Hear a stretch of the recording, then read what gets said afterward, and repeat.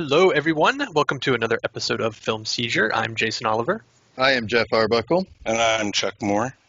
And today we have for you some zany, wacky, goofy goodness in 1990s Gremlins 2. The new batch. The new batch, yes. The new batch. Subtitle. It had subtitle. Yeah. So before we really dive into this, again, this is another one of our quarantine episodes. So if the audio sounds a little like it's on the phone, it is. We are recording this on Skype.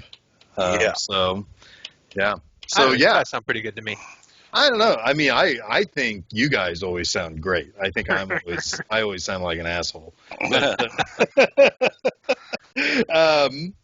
And considering a lot of people on Facebook seem to really like the movie Hudson Hawk, I'm probably definitely. Dude, I probably definitely sound like an asshole. Did you read that one comment? Like he was giving me the business.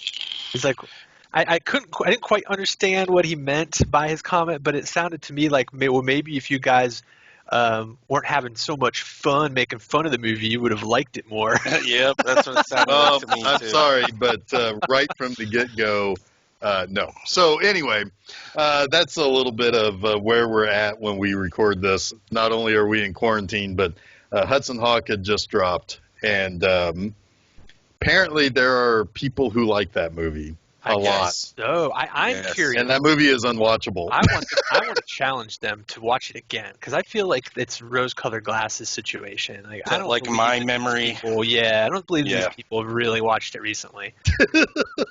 They have some fond memory of it, and they're clinging to it, kind of like Chuck. Yeah, exactly. Yeah. Well, Chuck didn't like it when he watched it again.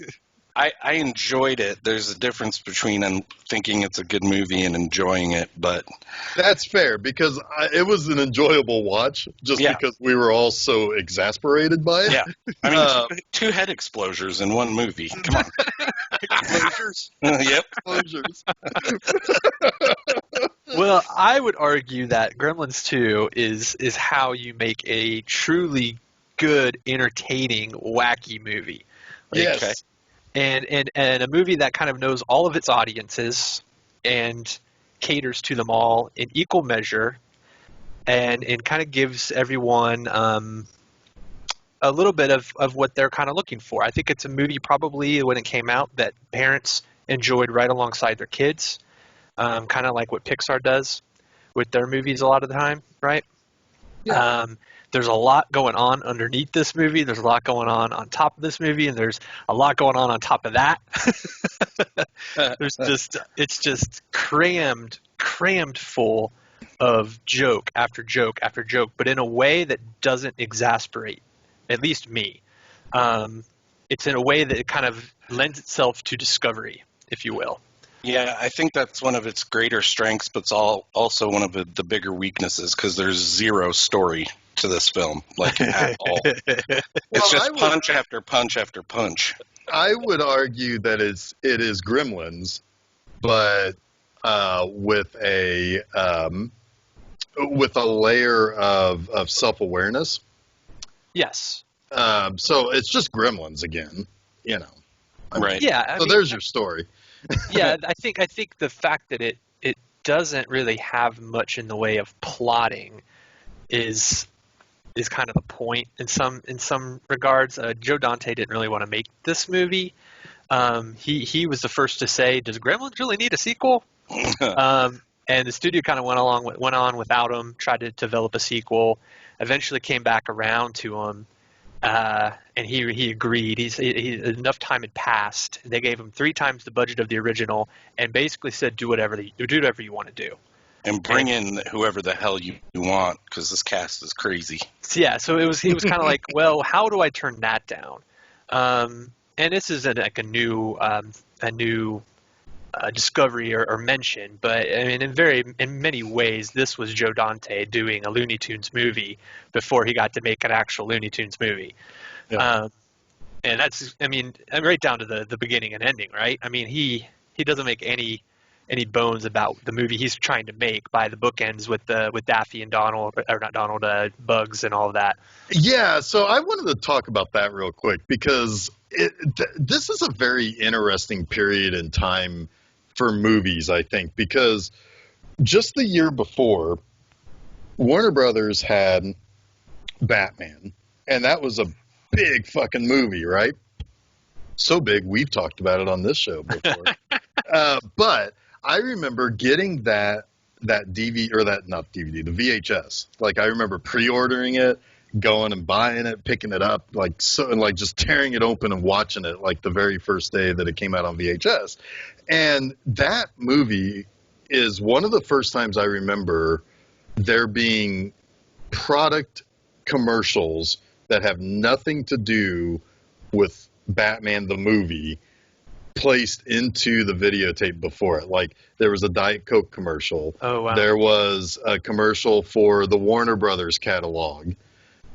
So, like, you know, like, it had, like, however many times I watched that VHS tape, I saw those commercials for, like, Daffy and Bugs selling, like, Warner Brothers merch, you know, and then I watched Batman.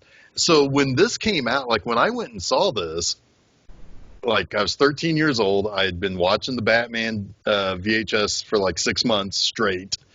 And it's like, it opens with that. I'm like, oh, this is going to be an ad for the Warner Brothers catalog. It's like, they're going to sell me some Warner Brothers shirts and polos and embroidered, you know, stuff. You know, this is cool. No, it's like, this is the start of the fucking movie. You know, and it's like, it is so tied in to that whole idea that Warner Brothers was celebrating, I think, 50 or 60 years of Bugs Bunny cartoons or whatever. And it's just like, they just were putting that wherever they could. And they were putting it with movies that they knew people were going to give a lot of shit about, you know, like Batman on VHS and Gremlins. And that same commercial that was on the Batman VHS ended up on the Gremlins 2 VHS and the Gremlins re-release and all of that stuff that they were, you know, that they were pumping out that were broad audience types, so not like the stuff like, you know, not like the adult stuff that were being pumped out at that time, but like the stuff that had a broad audience. They were selling merch, man. And it's like, that was exactly what I thought was going on when the movie starts with the cartoon stuff. Yeah, they well, sure. I mean, it definitely were. But it's also, you know, Joe Dante kind of saying, look, this isn't Gremlins. I mean, it is, but it's not. There's going to be a certain amount of irreverence at play here, right? Yeah. He's a huge Looney Tunes fan of as it is, and he convinced, I think, even what's his name, with Chuck Jones to come back. Yeah, and do the opening and closing animations and sequences, to direct those sequences. So it was Joe Dante saying, I have money to spend. I'm a fucking Looney Tunes fan. It's Warner Brothers. I'm gonna put some goddamn Looney Tunes in this movie and set sort of that irreverent tone, right? Yeah, this is basically what you get when Joe Dante gets a blank check. Yeah, exactly. It's like whatever you want to do, make it.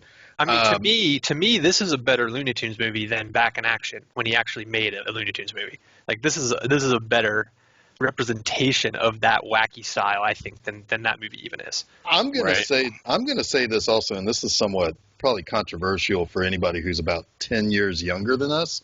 This is a better movie than Space Jam, hands down. This is a way better Looney Tunes movie than that. I have almost no nostalgia for Space Jam, though. Weren't we a little older, though, when Space Jam came out? Like, I was beyond the phase of caring that much.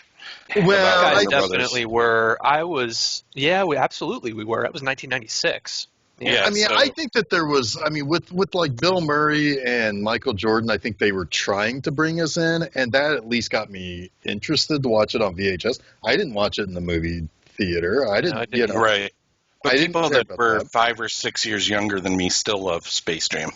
Oh, yeah. There's a ton of nostalgia for Space Jam. The nostalgia for Space Jam, which isn't a very good movie, or what's Hocus Pocus, which is a really not good movie, is unbelievable. But then again, it's like here we were talking, you know, we've talked about movies that we like that I don't think. Like Jason and I talked about fucking John Carter. Ain't nobody liking that movie, you know. So I mean, fair enough, I guess. But that's, but yeah, it's funny how we're starting to see the nostalgia cycle turn over again because, like, this movie, I mean, Gremlins 2 is 30 years old, like almost exactly. Damn. And you know, and it's like when we think about it, it's like, oh, we were, you know, adolescents when this came out. You know, it's like, I mean, we're old now, but, I was 11 when this movie came out. I was in 5th grade. Yeah. Wow. So I just finished 5th grade. It was a summer between 5th and 6th grade when this came out. So this is funny to me. I had a wave of a memory when I started watching this movie because it's been a long time for me. I remember, I guess I'll call myself a Gremlins purist because I was mad that the Mogwais that popped out all looked different. And, you know, you had the goofy one and the weird one. I'm like, this isn't Gremlins. You know, I enjoyed it a lot more now. But it was one of those things like, you're ruining Gremlins for me, which is kind of funny. People are still like that, obviously. I'm over it now, but, you know, sanctity and all that. That's how you felt. That's how you felt when this came out. Yes, back in the day, I was like, really funny. They shouldn't be black and white. They're supposed to be brown and white, and they're, you know, like they bastardized it in a way that makes it better now. I think. Absolutely, I think so too. Yeah, just, I mean, just the way they play with the rules and they point out the ridiculousness of, they joke of the about the arbitrary rules, and then they joke about them, and it's just, I mean, obviously meta kind of comes to mind, meta narrative and all of that, but it's definitely Joe Dante saying, you know what, yeah, why not just kind of make fun of this other movie that people love, by you know, what else do you do with Gremlins, right? Right. It's just going to be chaos again, so we've got to kind of put our tongues firmly inside our cheeks as we do this thing and make it kind of a roller coaster, right? Right. Yeah, I think the thing is like I was kind of on the opposite side. I was like, you know, I looked at, like, my 13-year-old brain doesn't understand what my 43-year-old brain does about this movie. But like, it was like, hey man, I'm in it. It's like I'm going for it. It's like, we got talking Gremlins now. Shit, yeah. Oh yeah, that was exactly my take on it when I was 11 and I saw this movie. I mean, it was the greatest thing I'd ever seen. Like, for real. I was so bought into this thing from the poster to the merchandise to the trailers. By the time I actually got to sit down and watch this movie with my buddy, I went to see this with my buddy Michael Bailey, and we were both huge Gremlin fans. You know, we had the freaking plushy Mogwais and everything, you know, gizmos, and when one of our parents dropped us off at the movie theater to see this, and holy crap, I mean, we were crackling with excitement, and we just laughed our asses off for the entire, you know, hour 45 minutes. Right. Yeah, I don't know. I mean, and the thing is, though, it's like, I will still say the first one is what I think is the better one, but that's only because these are two different movies. It's the same movie done two different ways. It's one movie thinking of itself as a serious production. This is a very for real, very Steven Spielberg type of movie. And the other one, just like I said, it's Joe Dante with a blank check. All the things that he may have thought about after making the first one, you know, it's like, wow, it would have been great if I could have done this, or what I could have done, or what, you know. But yeah, it's a lot of, I don't know. It's one of those movies where it's like, I get bigger laughs out of this one, and like, and certainly there is certainly a difference in the actual creature effects, because you've got, who was it that did it was, Rick Baker. Rick Baker did all of the creatures this time. So it's like they can do a little bit more. You know, I mean, they were certainly a little bit better kind of put together or whatever. But Yeah, so the new Gremlins, or the new Mogwais and Gremlins, I guess, you've got Mohawk, which is the leader this time. It's not Stripe. And for some reason, I was thinking his name was Spike earlier today, but no, it's Mohawk. You've got Daffy, which is the special one Yeah. that gets brought home. And then you have Yeah. Lenny and George. And then, of course, you have Greta, which is the female that, you know, I suspect that Robert Picardo is still living a happy life with Greta. Yeah, probably. They probably have like little half human, half gremlin babies. Yeah. Oh, man. I was kind of surprised they left it open to the potential of a sequel with her still being around. I know it was for jokes, but yeah. The one thing I love about that character in particular is that it immediately makes me think of Bugs Bunny and drag. And that always killed me as a kid. Absolutely. It's Well, they used her as kind of a Miss Piggy too, with the Muppets Take Manhattan kind of scene at the end there. Yeah, when she comes up through the pictures or whatever. Right? Yeah. The big song number that they do. A musical number. Yeah. Oh God, yeah. So Gremlins 1. I mean, obviously a huge hit. $11 million budget, made $153 million. Gremlins 2 could qualify as one of those big swings and misses. $50 million budget and made 41.5. Now I suspect making its money back and then some with home video and things. Certainly with home video and merchandising and all of that. Well, at some point it had to have also played overseas. Yeah. So I would guess that it made a fair amount of money eventually. But yeah, I mean, I don't know. I don't really know how well this movie was received when it came out. Were people kind of expecting a darker, more serious Gremlins like the first one, or were they? I don't think people understood this movie. Yeah. It didn't get exceptionally great reviews.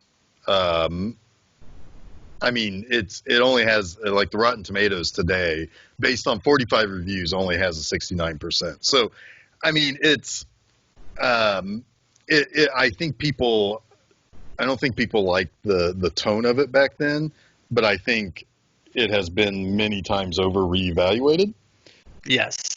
And I think so too. I think you're hard pressed to find someone who really doesn't like this movie. I mean, they might have reasons that like I'm sure Chuck will have, and already has shown that why it maybe isn't totally great, or definitely not maybe as good a movie as you would say as the first one, but or at least not what they were looking for at the time. Right. But it's a fun movie. I mean, it's hard not to have fun with this movie. I mean, this time around when I watched it, I mean, I've seen this movie so many times. I even at one point was like, do I even need to watch it again? You know, because I thought that too. Yeah. But I was like, I'll put it on. So I put it on, and this time around, I really kind of turned my attention away from any semblance of plot, really. Right. And it just kind of like was looking for all the fun little nook and cranny detailed jokes, right? And that's really kind of how I approached it this time around, like really paying close attention to everything that was said by the building, right? Oh, which is so funny. Like everything that the building says. My My favorite kids line. were picking up on that stuff and laughing at it. Sorry, go ahead, Jeff. No, yeah, I remember because wait, how old are your kids now, Chuck? The right age, 13 and 11. So there we go. That's the three of us right there. Yep. Right? Yeah. And I remember to this day watching this movie in the theater the first time. I don't know if I went back and saw it a second time in the theater back then or not. I mean, back then I would walk to a movie theater and spend the whole day there. You know, Right.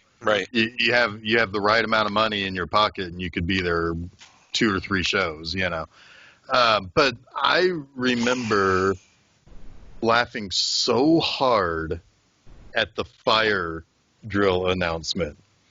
The whole thing about like how like the whole like fire, man's greatest mystery, blah blah blah. It's like this building is on fire. Oh God, that kills me. And there are times where I think that line when I'm hearing something else, like whenever some sort of like announcement happens, I want it to be that kind of announcement where it's like overblown and it's, you know, it's just My favorite is would the owner of the car with license plate 4AQB3 please remove your car from the parking lot because it is old and dirty. Yeah. Yeah. I like the one where the guy's leaving the bathroom and it's like, I hope you wash those hands. When Billy comes into the bathroom, Yes, yes. Mr. Welcome to the men's room. To the men's room. He says, Chuck, he says, hey, pal, I sure hope you wash those hands. Yeah. So good. It's very reminiscent of like Airplane and the stuff that they would say in the airport over the loudspeaker, which is great. Yeah, that sort of stuff is, and you know, it's like, okay, I guess for those who haven't thought about this movie in a long time, we could back up here. So this is the building talks to people because it is a smart building. Yeah. Before the term smart ever became part of our regular everyday lexicon, and even Phoebe Cates does the air fingers like I just did. You know, it's like it's a smart building. And so basically it is it's possibly the first use of that technology, like that term. At least colloquially. Yeah. So the building is supposed to be like this eighth wonder of the world where it's a mall, it's a office space. It can television studio. It's a television studio. It can do things for you. Like it's, which is funny because that one scene in which he's talking to Phoebe Cates and he's like, oh my God, I can't believe they told me to draw the trees when I thought I wasn't supposed to draw the trees. And all the lights went out and he's like, what happened? Oh, the building thinks you went home. You have to move her. I've been in buildings like that not that long ago. And I'm like, this is weird. Yep. And this smart building, and I think this has to be one of the jokes of the film, is it's almost like it was designed by Rand Peltzer. Yes. Nothing works. Yeah. Like the front doors, the doors are hilarious. Oh my God. Like the whole entire movie. The whole arc of the doors. Yeah. The doors have an arc. It starts from being something that works, sort of, to being something that flings a guy out of the the revolving door into another woman. And it was good comeuppance too, because that guy pushed Billy and Kate out of the way. Yep. Instant karma. And then later, as they're storming the building, the doors were being worked on. So they keep trying to go through the doors, but they can't. They just have to use the regular old analog doors. And it cracked me up that they're going hut hut hut hut hut hut when they're trying to run in.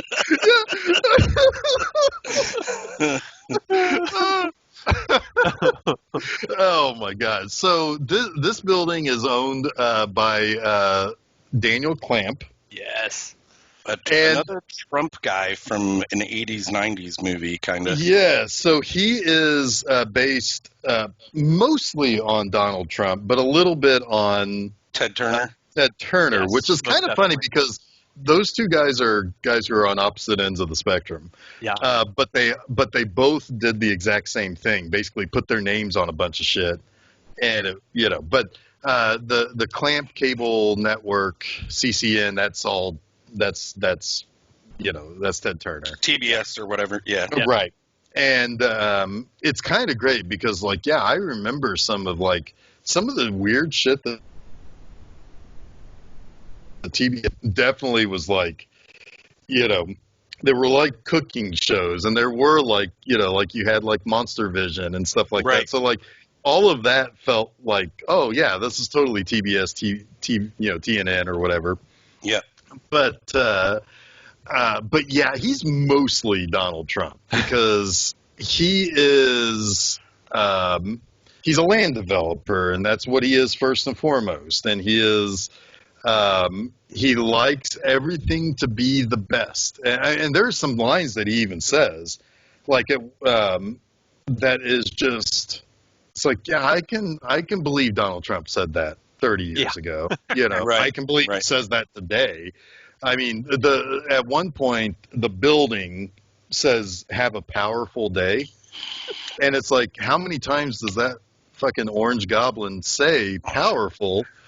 It's like it's ridiculous, and it's like this is totally. That brings. Let me go ahead and get my John Glover story out of the way here. So, John Glover, who played Clamp, and I may have told this story in our Gremlins 1 review back right before Christmas, but if I didn't, I'm rectifying it now. So he was at a convention here in Indianapolis called PopCon. And PopCon is not like a Comic-Con. It's a pop culture event. It's mostly geared towards separating millennials from their money by way of mostly anime stuff. It's a little bit come meet your favorite Power Ranger, because there's always at least half the team there. And and here's some YouTube personalities, and here's some actors and stuff of geeky type of stuff. Right. And John Glover was invited, not because of Gremlins 2. He was invited because and not because of Shazam, which came out just a couple of months before when I saw him at PopCon. But he was there because he voiced the Riddler on the Batman animated series. Oh yeah. So my buddy Chris has an Art of Batman the Animated Series book that he's gotten several autographs from the voice talent who did stuff. In fact, I think he's getting down to the point where it's going to be really, really hard to get these last few because one of them is Mark Hamill. But so he's got like several people. Like he's got the lady who did Harley Quinn. He's got all these different people that he's gotten signed. And so he wanted to get the Riddler's chapter signed by John Glover. So we're walking by, and he's like, "Well, should I go over there and do that?" It's like, why not, man? You brought the book. You've been carrying the book around all day. Might as well go ahead and get that signed. And nobody is standing there in line, so it's like, yeah, man, this is the perfect time. Let's go up there. So he's talking to his handler or whatever, and we walk up. And John Glover is one of the most excitable people on the planet. Like he's like, "Hey guys, how's it going?" It's like, "Hey," like just giving us the big handshake, and it's like, patting us on the arm too. It's like, "How's it going? It's a great day here, huh?" Or whatever. And so he's, so Chris is getting what he does. And while he's getting ready to sign and take a picture with Chris, I was like, "Hey, so I got a quick question for you." What do you think about the idea of making a Gremlins 3 where maybe like you could be like the president of the United States or something? And he looked at me with the biggest eyes. He's like, "I know, right? I would love to do that." He's like, "I've already got notes and ideas, and I'm ready to go." That's awesome. That's fantastic. I would love that. He was one of the nicest people that I've ever, it was fantastic. It was just a great, he was just so excited. He's like, "I know." And I have to believe I wasn't the only person who said anything. Yeah. Right. Yeah. Right. That's great. But he was all for it, man. He wants Gremlins 3 to happen. He wants to be the president of the United States. Fantastic.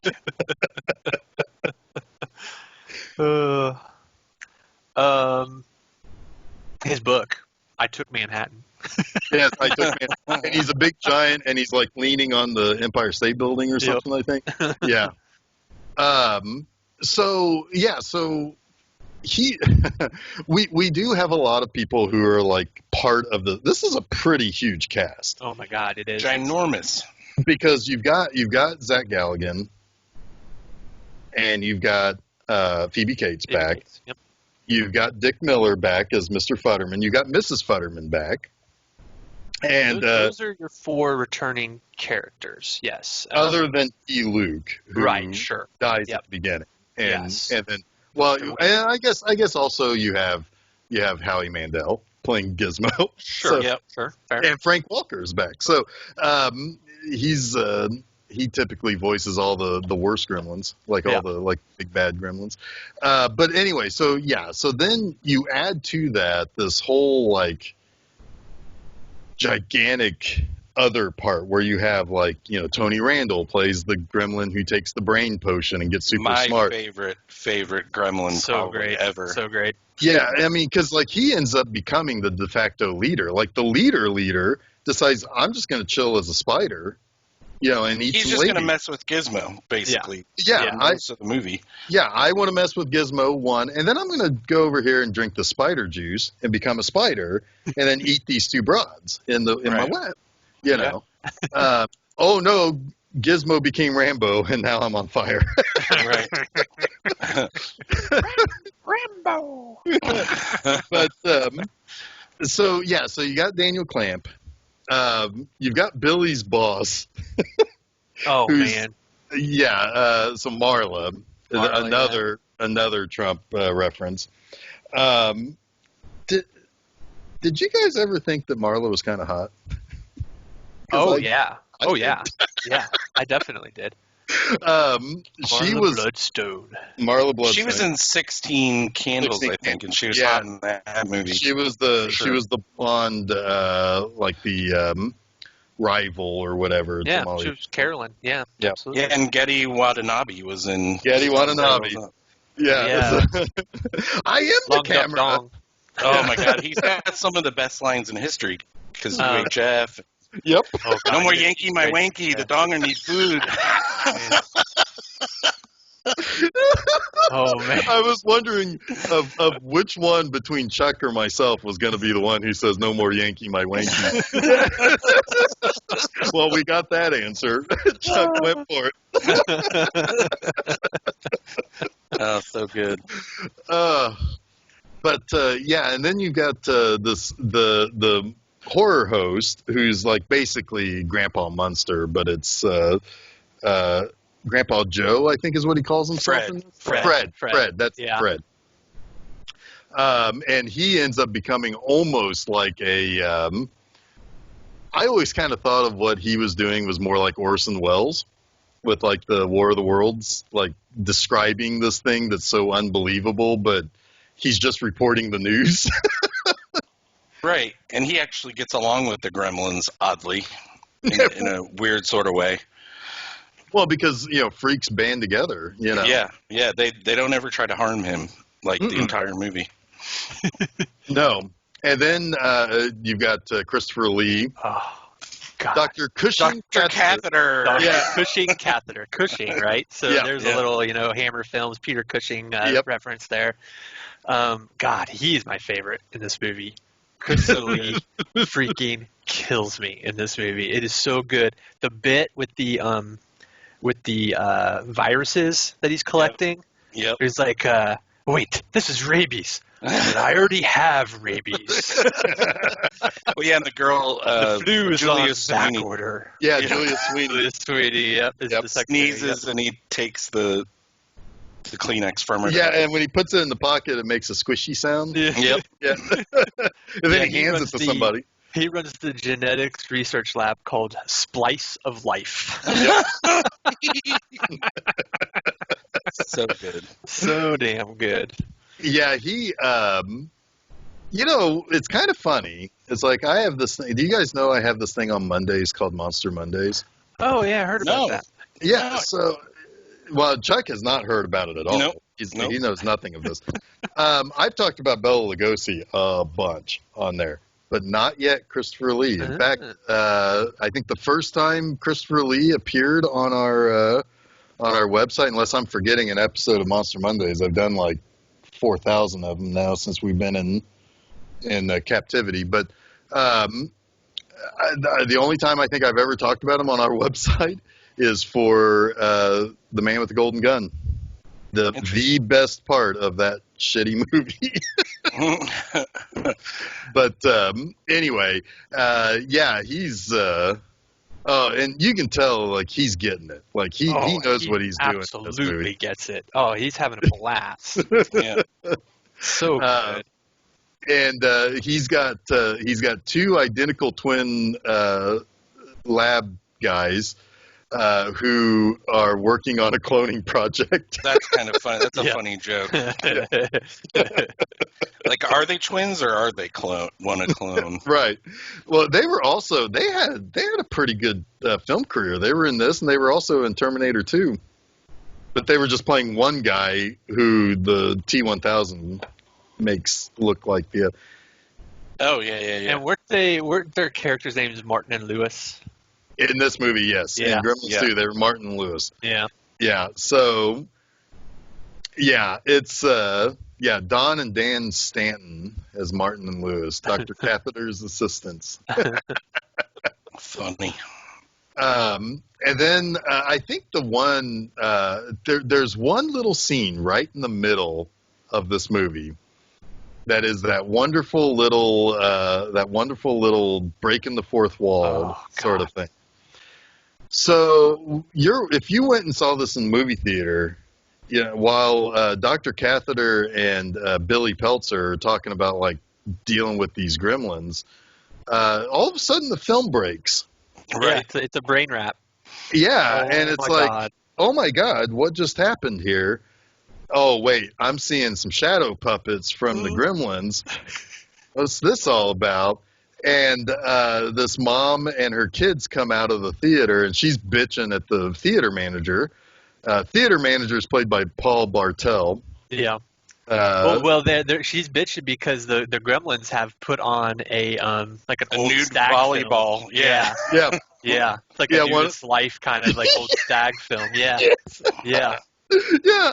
I think that one of the Gremlins even starts going nudie before putting it on. So Awesome. She comes out, but she says in particular, this is even worse than the first one because parents complained about the first one. Yeah. And so Paul Bartel goes in to the theater and asks a specific patron to do something about this gremlin problem. Which one of you guys want to talk about our special guest? Jason, go ahead.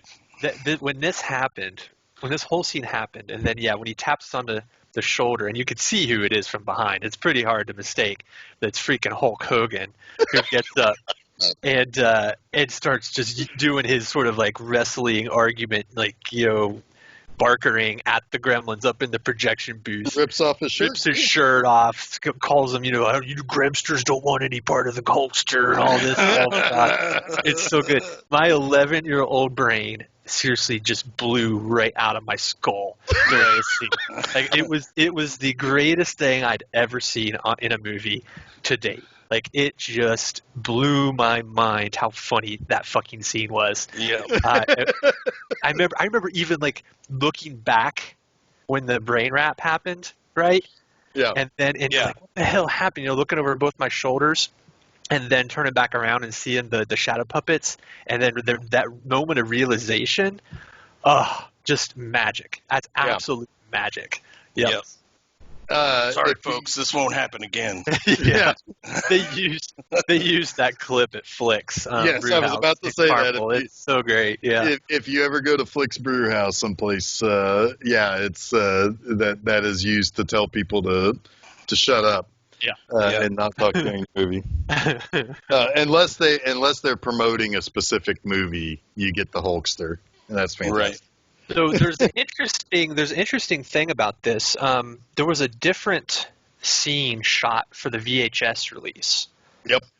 And it was John Wayne, I believe, who tells the Gremlins to start running the movie again, because there's like I forget how it happens, but it kind of like does the fuzzy sort of tracking, I believe, if I remember correctly, and it starts moving between almost like if you were recording over multiple times, and how you kind of get that bleed through. I think it was kind of like that, and it kind of switched to a couple different shows, and eventually it landed on John Wayne, if I remember. Yeah, it's yes. I found it on YouTube here. Okay, here's a bit about it. Yeah, so in this version, the Gremlins do their shadow puppetry over white noise before changing the VCR's channels. Their antics stop at a broadcast of Chisholm, where John Wayne forces the Gremlins into continuing the film, although voice impersonation was needed since Wayne had been dead since '79. Interesting. Yeah, and then notably a clip from Falling Hair, a film released in 1943 featuring Bugs Bunny and a Gremlin appear in this version. These sequences occur in lieu of Hulk Hogan's sequence. Home video audiences would not see these sequences again until DVD release, which includes the reworked VHS scene as a bonus feature. Huh. Very cool. Pretty Yeah, neat. there's all sorts of neat stuff here on YouTube with there's the brainy gremlin talking to video stores about buying copies of Gremlins.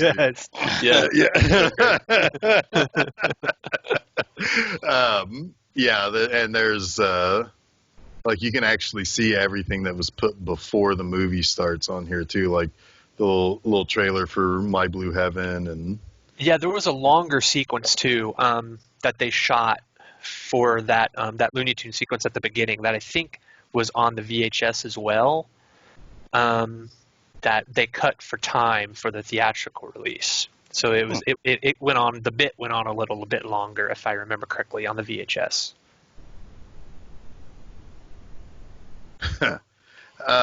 So Chuck, did you watch this with your kids? Yes. What did they think of the movie? They both liked it, as far as I can tell. Braden is usually kind of, he's like, it was okay to things he loves. So well, he's a 13-year-old boy, so yeah, makes sense. Yeah. Brinley was reacting like appropriately to almost everything. You know, like when Gizmo is working out, like she's like, "Go Gizmo, go!" You know, all that stuff. And she hated the eggs, like the pods for the Gremlins themselves. She's like, oh, that's so gross, you know. But she can watch like violence in a movie and not care, but they show these gremlin eggs and she's like, oh, what is that? Did either of them get a hankering for bologna and bean dip roll-ups? No, they were both like, what? What was the microwave with Marge? Yeah, they laughed at the Abe Lincoln Shadow Puppet. Puppet. Man, that's funny, yeah. Go ahead, Jeff. What was it? Tuna noodle. What was she? Can't. She's blasted by this because Microwave with Marge. She's an alcoholic, making food with alcohol. That she puts a little in the food and a lot for herself. Yeah, she's like Julia Childs that just doesn't make good food. Yeah. Right, she makes really bad food. Yeah. So. Yeah, so this movie is just utter chaos. Basically, Clamp is going to buy Chinatown. Hey, we're back to Chinatown a few weeks after the fact. And he is planning on buying Chinatown up so he can build a big pagoda, like a big giant skyscraper pagoda, which if anybody knows Godzilla movies, Godzilla's totally going to fucking knock down that pagoda. He always knocks down the pagoda. At least in all the Japanese ones. Right. But anyway, the place is going to be called Clamp Chinatown Center, quote, where business is oriented. Oh, God, that is so bad, but it cracked me up. Oh, it killed me. Yeah. And it's funny, too, though, because you have these big businessmen who want to make a Chinatown theme, but in order to do that, they need to take out the last, like, real remnant of a Chinatown. You know, like, we're going to destroy the culture to do something cultural. Right, exactly. Yeah, a little bit of a cultural appropriation there. Yes. Yeah. He probably wants to replace it with color-coordinated, authorized art. Yep. Yes. Oh my God, Robert Picardo in this movie is hilarious. But anyway, so they got to get rid of Mr. Wing, who's the Chinatown shop owner, that like he needs his grandson around to say he's crazy, take the money, because they're offering him like big time money. Yeah, where the hell did his grandson go? Sorry, go ahead. I mean, he was probably in one of the other buildings that got knocked over. Yeah, probably. He probably got murdered. Probably murdered by business, Yeah. murdered by capitalism. But anyway, so they realize that he's hacking and coughing, and he's probably going to be dead soon. So Robert Picardo is like, we'll just wait him out. And sure enough, sorry, died. go ahead. No, go ahead. Yeah. Stephanie kept saying, cover your mouth, for the old man is coughing. That's the world we live in now. You can't watch someone cough without freaking out. Well, just think the last famous person I ever shook hands with was Daniel Clamp. So, yeah. You know. Yeah, so I don't see that happening anymore in the future. Right. With anybody. No, but anyway, yeah, maybe not even that, because I'll probably just constantly miss people. But anyway, so he dies. Mr. Wing dies, and poor little Gizmo is left with no caretaker, and all of a sudden his building's getting knocked over. So he escapes out into the alley in broad daylight. I don't know how that works. Right. That was one thing I did think when I was 13. It's like, how the hell does this work? Yeah. But good shadows, I guess. yeah, I guess so. He gets picked up by the twin lab assistants, and shenanigans ensue at that point, because Billy goes to work at the Clamp Tower. He finds out the Gizmo's there, but he's got to go on a date with his boss because Daniel Clamp complimented him, and so his boss Marla is like, "Ooh, it's like you're going places." Yeah, your coattails I'm gonna cling to. Yeah, that's right. Among other things that she'll probably cling to. And then they go to a Canadian restaurant. Which is, when I was a kid, that's like, well, that seems about right. I mean, of course there's an Italian restaurant. Sure, there's, yeah. Chinese restaurant. Of course there's a Canadian restaurant. This is where you get served Molson. Uh-huh. Would you like another Jolt Jolt today? Yeah, and Jolt. Cola. Yeah. Jolt Cola. Yes. Had to get a little product placement in there. Yep. Oh, Marla's down in Jolt Colas all day and night. Man. Marla's It's probably smoking. dead. Yeah, Chain smoking. in the office. Yep. But so she, it's like she's trying to put the moves on old Billy. She's let her hair down. She's put away her big glasses. She's trying to get on that Peltzer, and he has to have Phoebe Cates go and get Gizmo. But by this time, John Astin has already gotten Gizmo wet by complete and total accident. And he's spawned all of these different colored gizmos that piss Chuck off. And then, so the special one, which Jason doesn't like the name of, the special one, gets picked up by Phoebe Cates. Is that its brought name? home. No, it's Daffy. No, it's Daffy. Daffy is the special one. Oh, yeah. But yeah, but I love that he has googly eyes. Yes. Yeah, that's the best part of Daffy. But he, Kate doesn't know anything about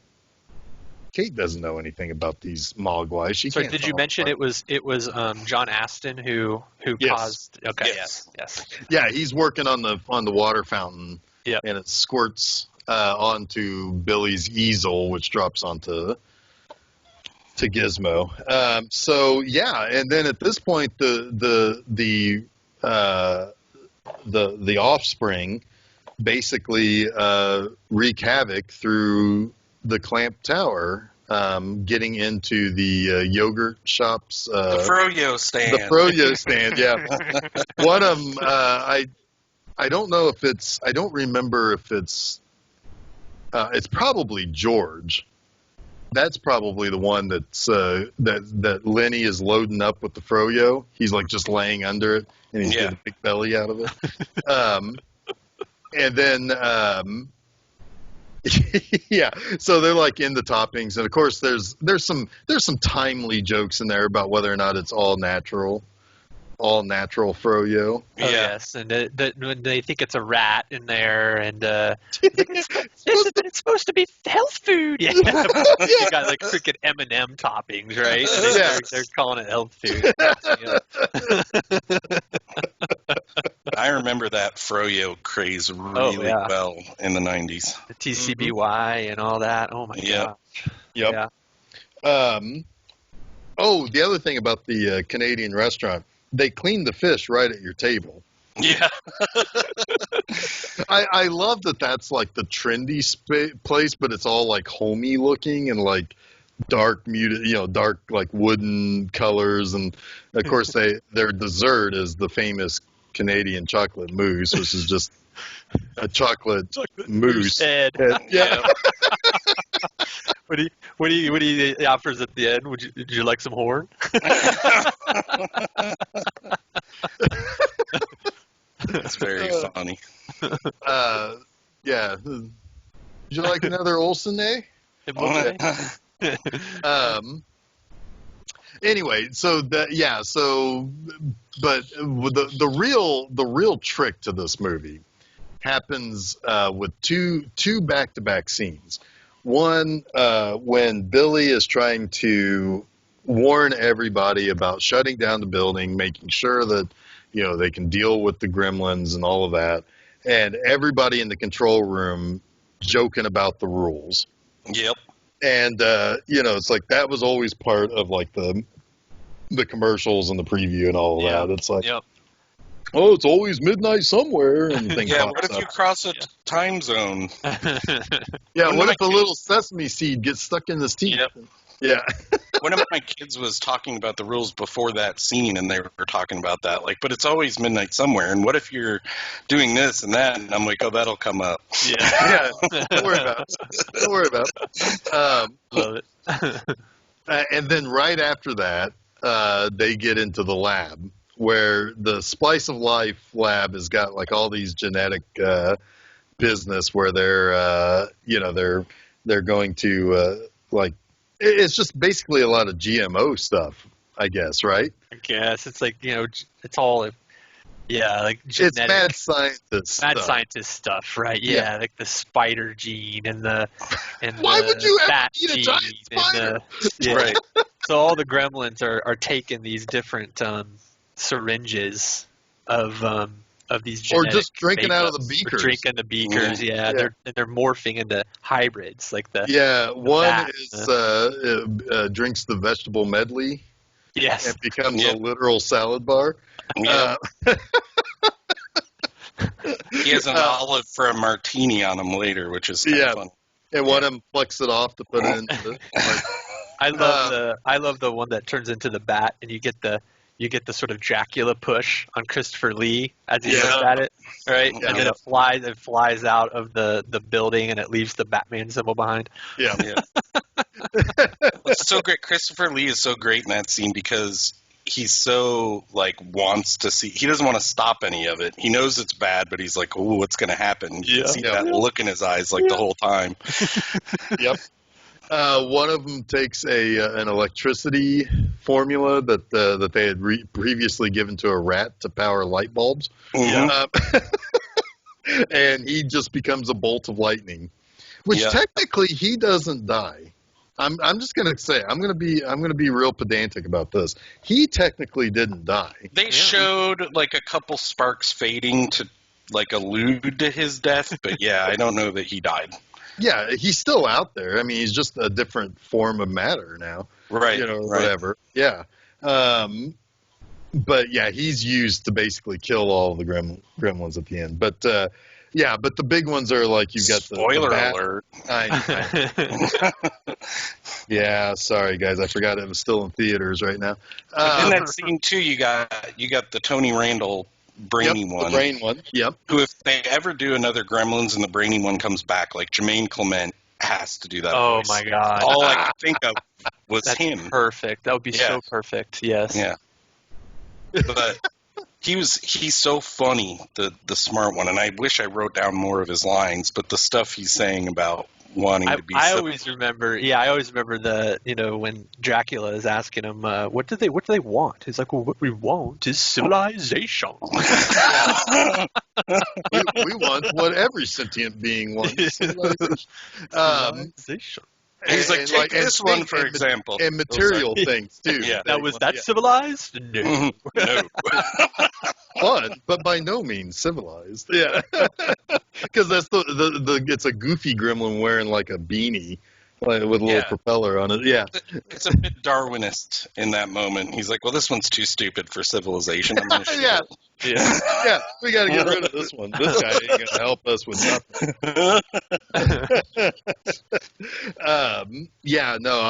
So he basically becomes the de facto, as we said earlier, he's the de facto leader now because Mohawk just wants to, he just wants to torture Gizmo. And then he just then decides he wants to become a spider gremlin.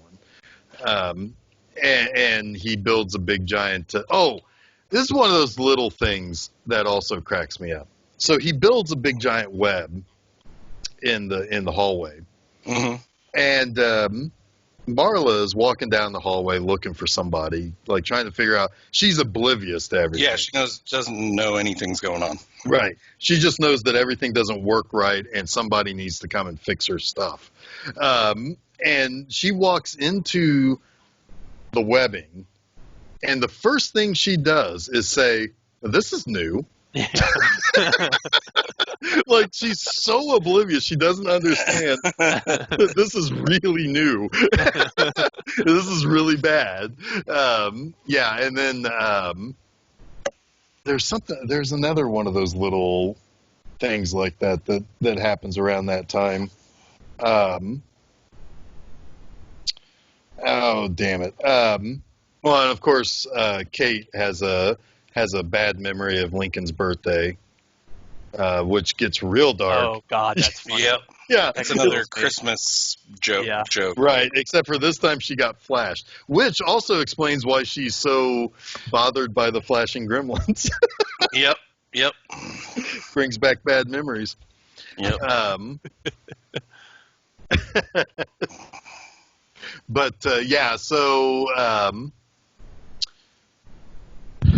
trying to think if there's really anything else to. There's a couple Burbs cameos in there. You guys know I love the Burbs, but you got what's his name who played Art from the Burbs, kind of the security guard. Well, he was the goofy neighbor. No, I meant in Gremlins he was a security guard. No. You're right. He was a security guard. Yep. The one who was he gets his nose bitten. Yeah. Yep. And then you've got Henry Gibson, who probably his most famous Henry Gibson role, I think maybe, at least to me, was as the Nazi in Blues Brothers, right? Yeah. But he was the main bad guy in the Burbs. Mm-hmm. He has no lines. Dr. Klopek, in the Burbs. He has no lines in Gremlins 2. No, he gets fired. He gets fired for smoking on the job.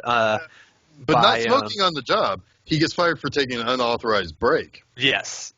And right. He is Robert Picardo fires him by intercom. Yeah, he's like, "You're fired. End of medical benefits." Oh boy, ain't that the truth? Anyway, he's in there too. Apparently, in the Dick Butkus and Bubba Smith are attacked at the salad bar.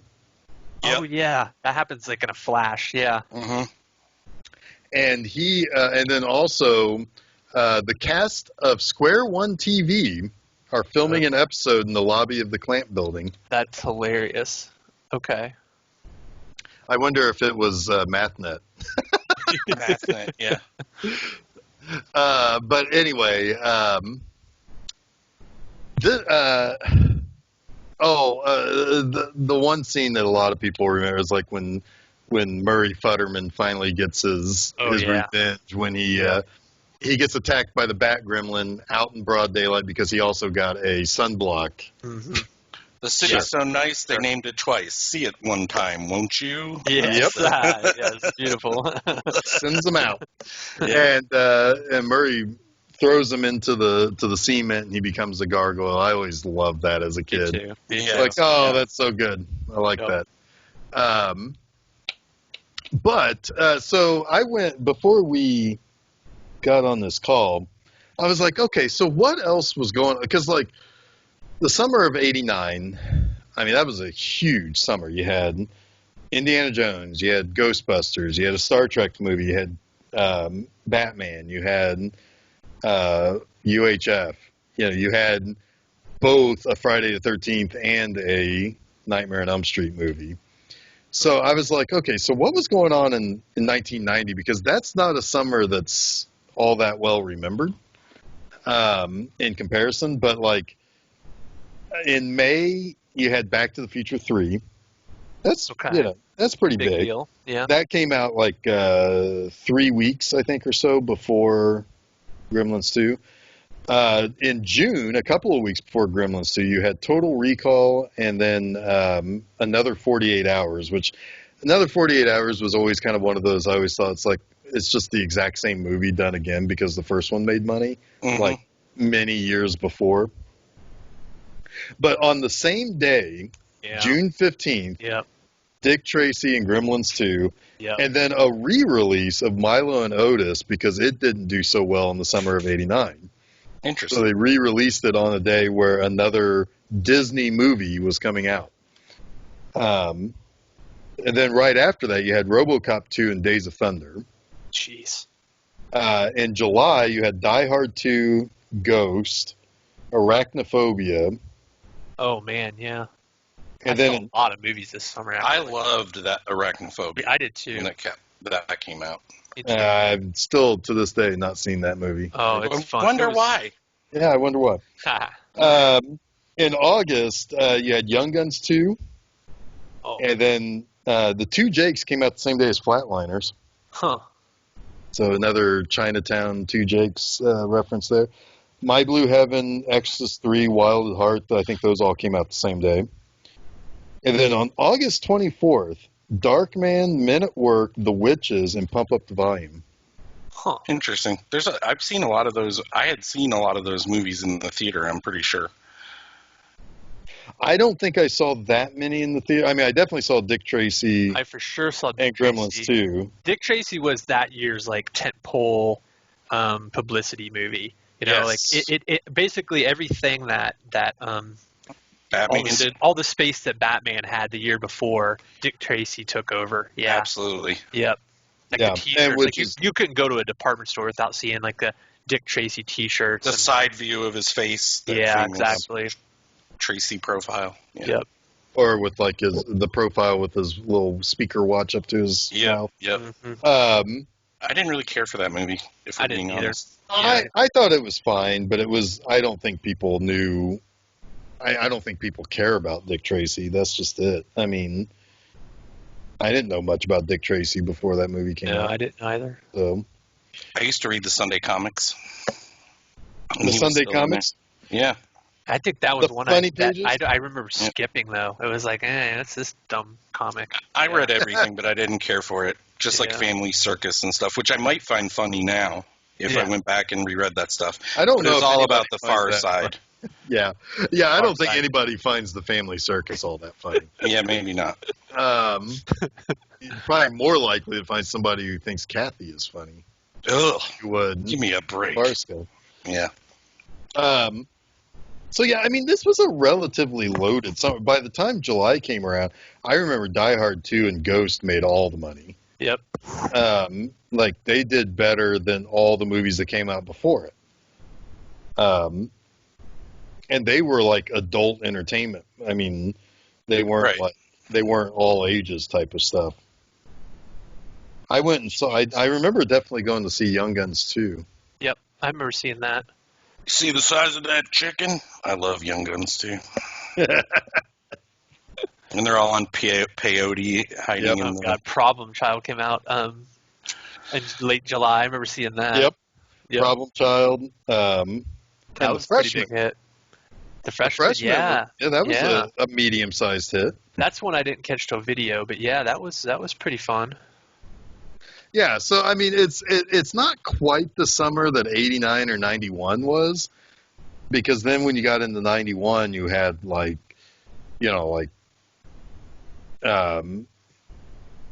Terminator 2, and you had even though it didn't do all that well, I mean, The Rocketeer was awesome. Mm-hmm. But yeah, so it's kind of funny that Gremlins 2 probably could have done better if it would have waited to be released until like July or August. I think August would have probably been its sweet spot because there's not a whole lot of like kid entertainment that came out in August of that year. Well, I mean, I went and saw Exorcist 3. I don't know why no other kid did. Wild at Heart. Were you there on opening night as a 13-year-old? Yeah. Yep. Darkman, though. That was man, I didn't see that in the theater, but I didn't either. Yeah. But that was one where I wanted to see it so badly, and I dressed as Darkman for Halloween that year. Nice. And I hadn't even seen the movie, right? I was obsessed with that movie. Darkman was rated R, wasn't it? Yeah. Yeah. Yeah, I wasn't able to see it. I eventually got to see it when it hit video the next year. But I was Darkman for Halloween that year as an 11-year-old.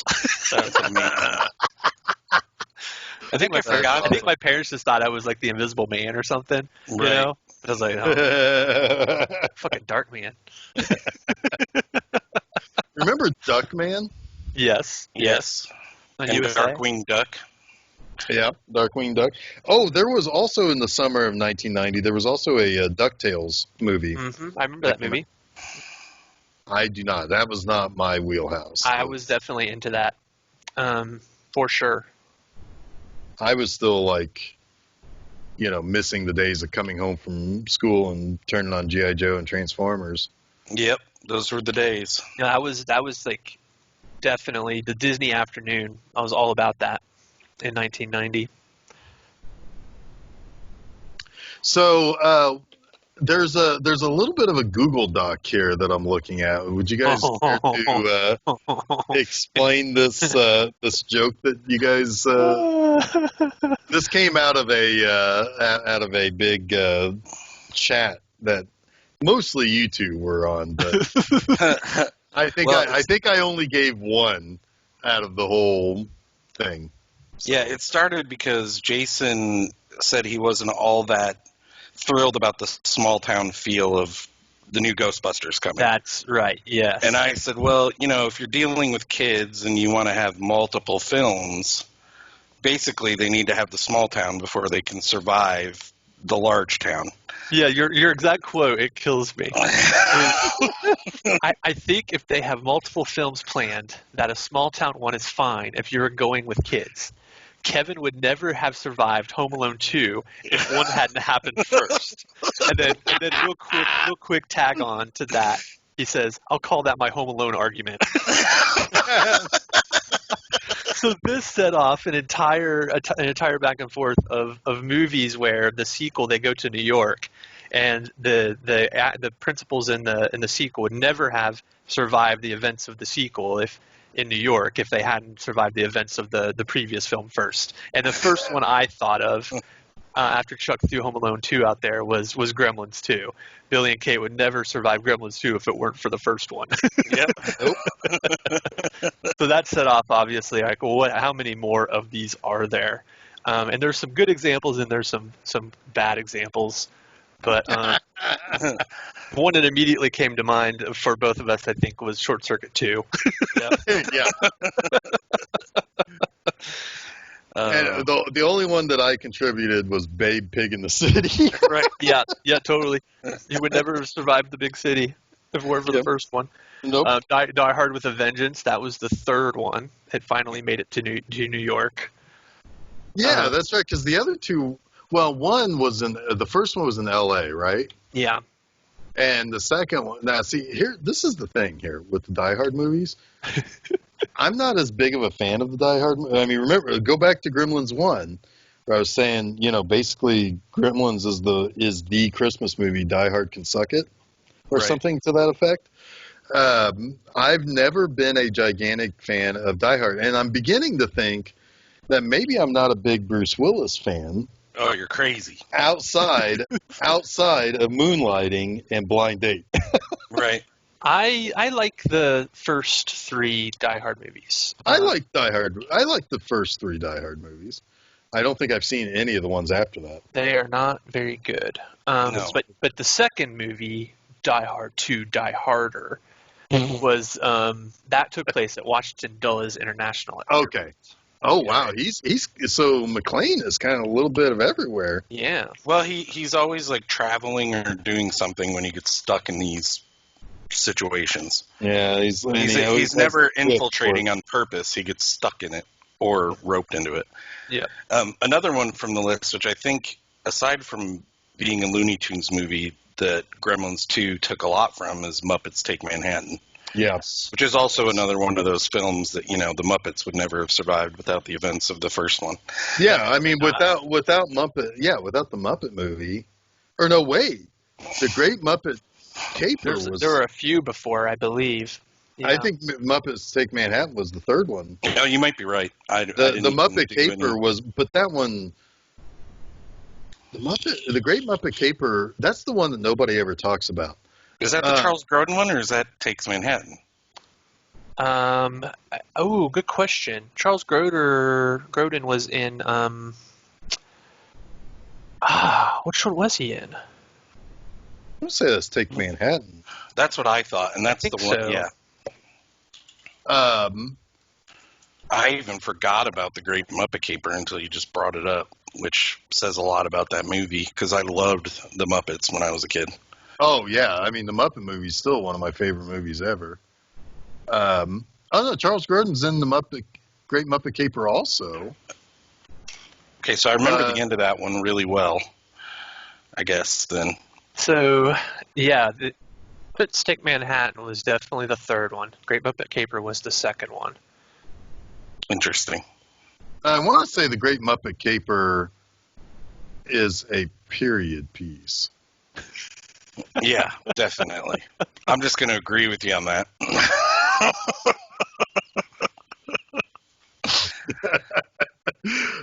No, for some reason I always thought that was the one that took place in the past. Maybe it's I don't know. The Muppet movie, basically is my. I mean, that's my Muppet movie. Well, I do remember.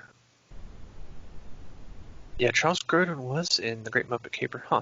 But I don't remember seeing the Great Muppet Caper in the theater. I don't think I did. I think the first Muppet movie I saw was Takes Manhattan, almost positive. That's probably true for me too. Because I remember it freaking me out when Kermit got amnesia in that. Remember that? Mm-hmm. He can't remember who he is. He doesn't remember anybody, and they have to start trying to find him. Yep. Yeah. Huh. That was Manhattan, wasn't it? Yeah, I think so. Yeah, and then you have another one on here, which is kind of funny. Would never have survived the events of the Muppets Take Manhattan had it not been for the first two. Definitely, sure. Definitely. And then now that I think about it, I don't think the Great Muppet Caper is a period piece after all. No.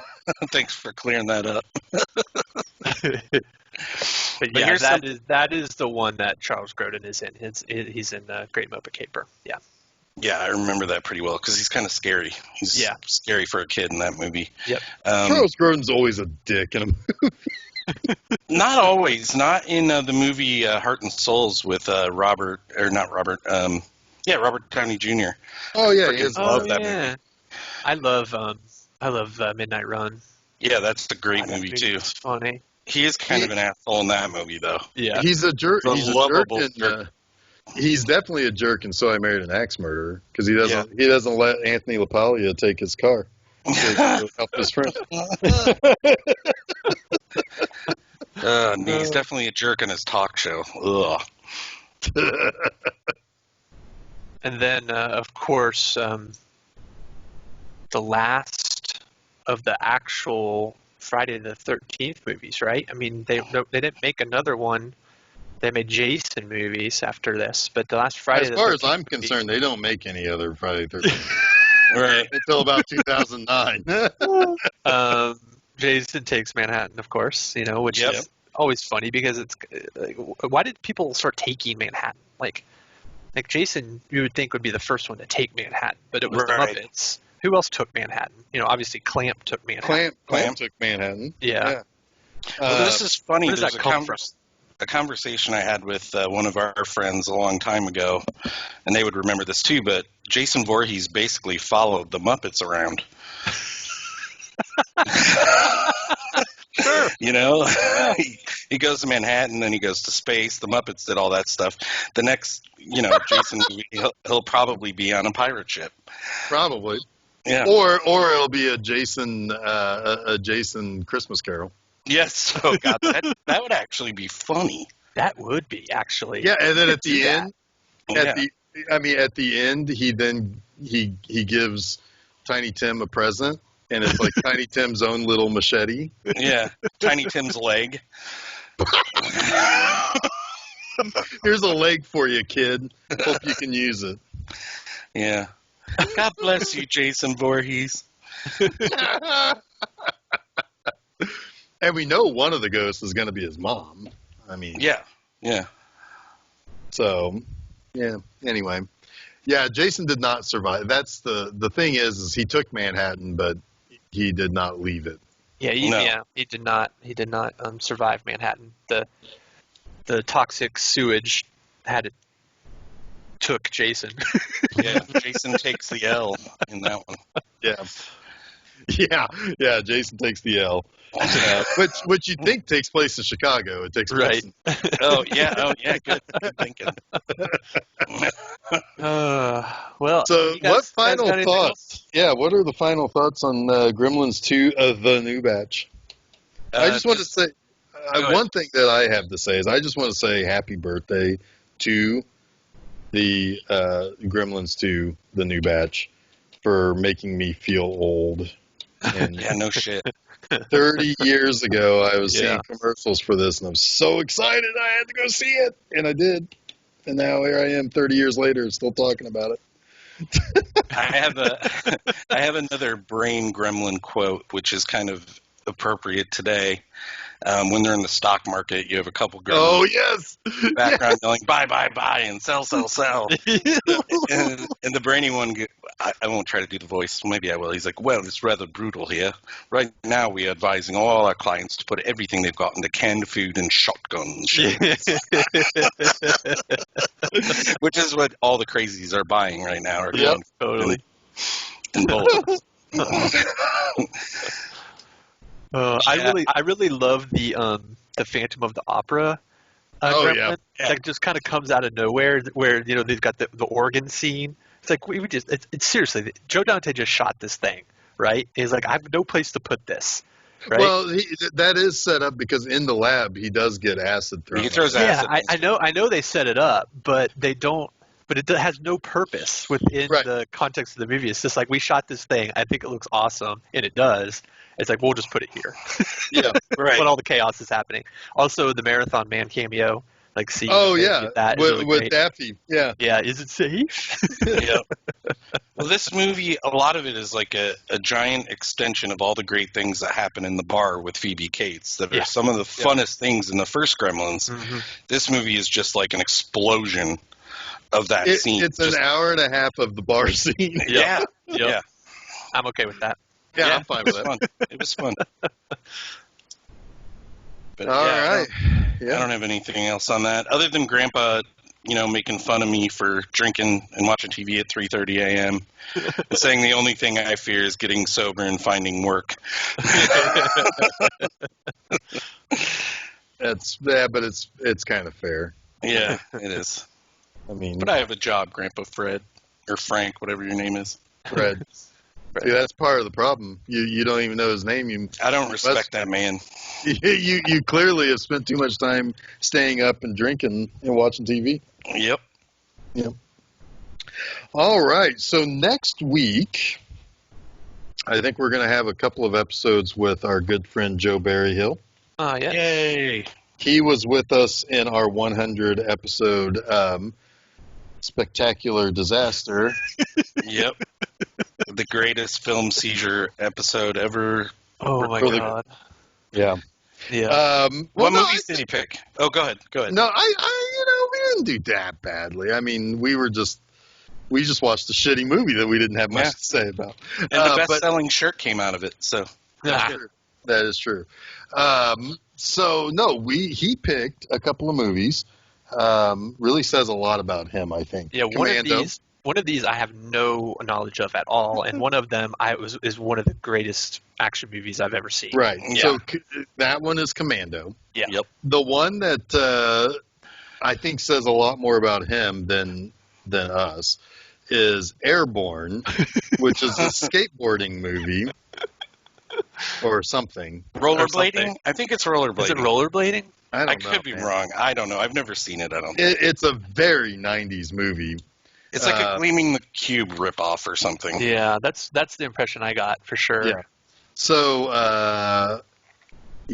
so those are the next two episodes, and then we're going to take a trekcation.